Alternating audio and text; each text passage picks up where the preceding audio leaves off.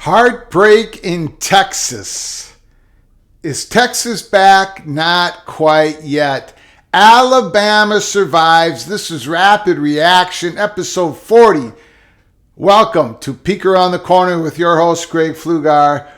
The conclusion of the game, Alabama and Texas just finished. Alabama 20, Texas Longhorns 19. Wow, what a game. I'm going to tell you something. Texas, you may not be back yet, but you are on your way. You all made a fool of me. I tell you that. We'll look at a tweet that I put out yesterday. It did not age well for this game. Quinn Ewers, the star-studded quarterback of Texas, went to Oklahoma State and then transferred back home. He was magical in that first quarter. He was 9 of 12, 134 yards, and he got injured. He got dumped on his shoulder. I don't know if it's his shoulder, if it's his collarbone, maybe neck area. I have no idea. I haven't heard any reports. He couldn't come back in the game. Hudson Card, the backup quarterback for Texas, comes in the game, goes 14 of 22, 158 yards. He was gutsy because he also got injured.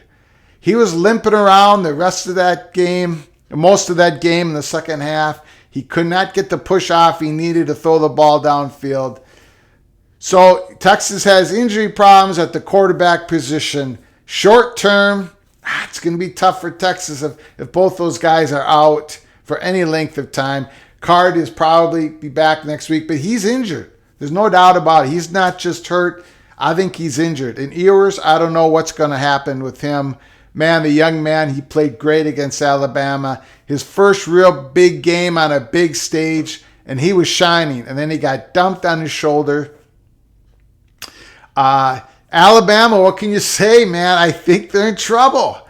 I have them winning the national championship this year. I had Will Anderson winning the Heisman. And I got to tell you, Will Anderson didn't do anything until that second to last time Texas had the ball when they kicked that field goal. It was third down. And Will Anderson got that sack. Such speed off the edge. He even hesitated. Then he just shot out of a cannon. And he sacked Card, but Texas still made the long field goal. But then Bryce Young, 27 of 39 for 214 yards.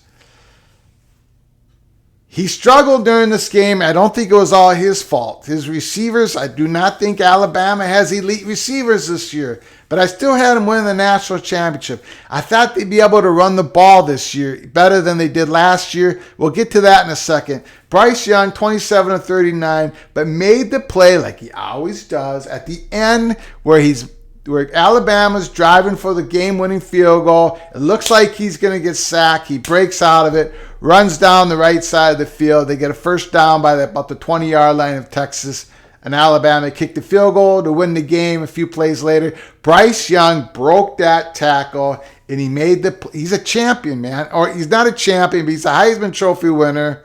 He makes huge plays. The only thing about Bryce Young, and I said it before the season started, he hangs on the ball too long.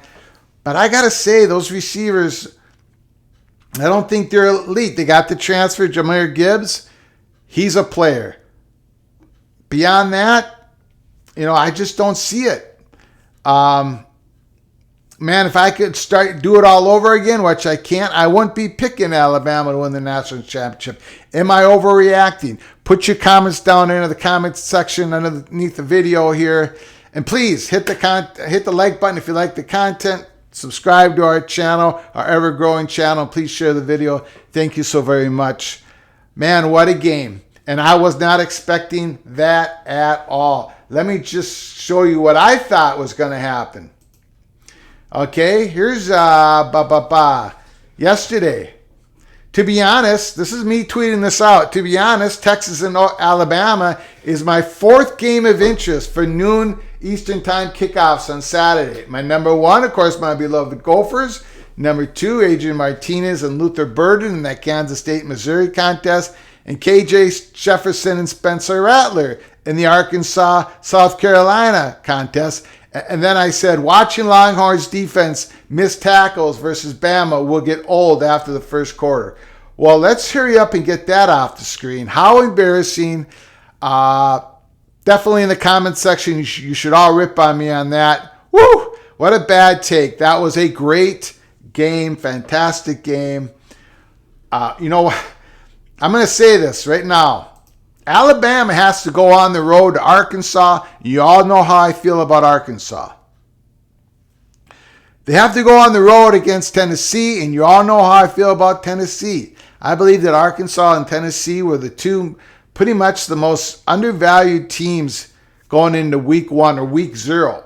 Even though they're both SEC teams, right? We all say SEC bias, SEC bias. I think both those teams, I don't know, man. And Alabama's got to go on the road to play both those teams. Alabama's going to get tripped up. They're going to lose one of those 2 games. They definitely are going to lose one of the 2 games. They play at home against Texas A&M. Alabama, I tell you, I have them, Will Anderson win the Heisman, got them winning the championship game. I think they're in trouble. I do not see the juice on the outside. I do not see the juice in the receiver. I do not see the dominance of the offensive line.